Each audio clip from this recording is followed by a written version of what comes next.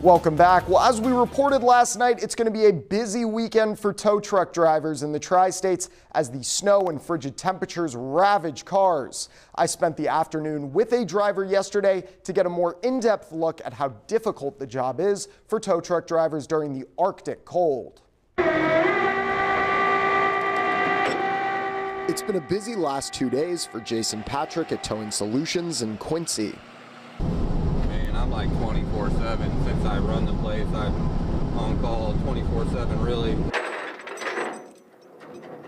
With the cold temperatures, Patrick has been all over the area answering calls to help those in need. Also, the calls that come in after midnight make you really want to not answer the phone, but you know there's somebody out there in need. He explained that when the weather gets cold, engines and batteries are prone to give out, and tire pressure issues can cause problems too. Puts a lot of strain on people's cars. They need some help. I went on 2 calls with Patrick. The first, a dead car battery in Quincy, and then a dead car that needed to be towed from Lima in Adams County to Hamilton in Hancock County.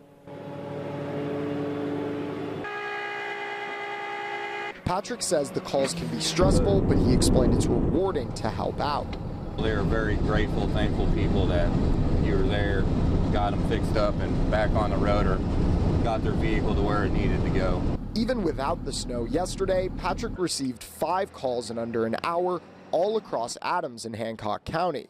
Patrick says he hopes people appreciate their local tow truck drivers because no matter what the weather is, they will always be there.